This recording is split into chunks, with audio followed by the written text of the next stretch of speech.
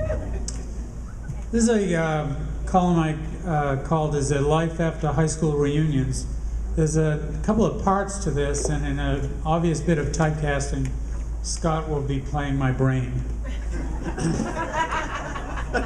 I recently attended my 15th year high school reunion in Brookline, Massachusetts. It's taken me most of the past 15 years to learn to deal with all the insecurities and defeats of those 4 high school years. I know some people think I exaggerate the trauma of 1960 to 1964, but I wonder how those people would like to be voted least likely to succeed, most awkward, and least best looking. I knew I'd never totally erase the pain until I went back and showed those people how wrong they were about me. I arrived at the reunion at 8 p.m. exactly on time. I wanted to be fashionably late, but I'd waited 15 years for vindication, and I couldn't wait another minute longer.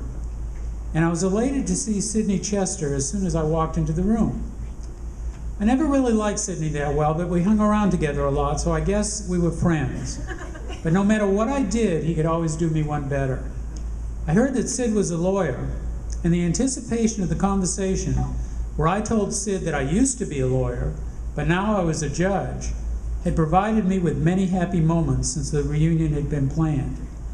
Hey, Sid Chester, remember me? Stanley, of course. How's it going?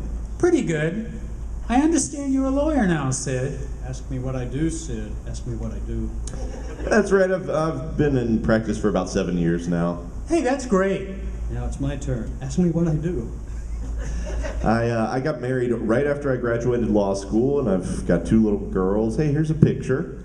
Say, they're really cute. Good thing they don't look like you, ha. Who cares? Ask me what I do, Sid, please.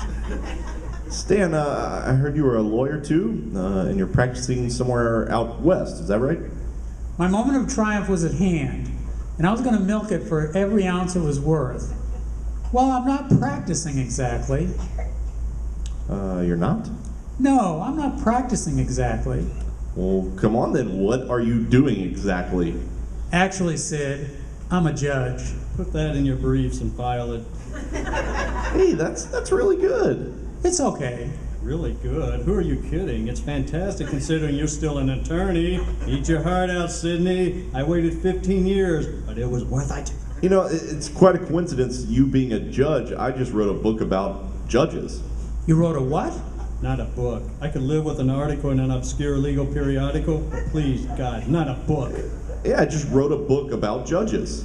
I didn't know that. What kind of book is it? A biography? Why didn't someone tell me he wrote a book? Yeah, not exactly. It's not? No, it's not a biography exactly. Well, what's it about then? Well, it's about how judges become pompous and arrogant and lose all perspective after they've been on the bench a few years. What can I say? How about you could only suffocate in a room full of unsold copies of your book? Yeah, my publisher says it's selling very well. I'll send you a copy. Please do. Listen, Sid, I'm going to mingle a little. I was wounded, but not fatally, and standing next to my right was my salvation in the shapely form of Bettina Boudoir, the cause of one of my most painful high school memories. I sat in front of her in French class my senior year. One time when I didn't notice I was supposed to pass back the test, she tapped me on the shoulder and said, "Hey, creepo, pass back the tests." Creepo. Not Stan, not Stanley, not Levco, creepo. It was only one time, but once was enough. It had taken me 15 years to deal with the fact that the girl I most desperately wanted to date called me creepo. But I was ready now.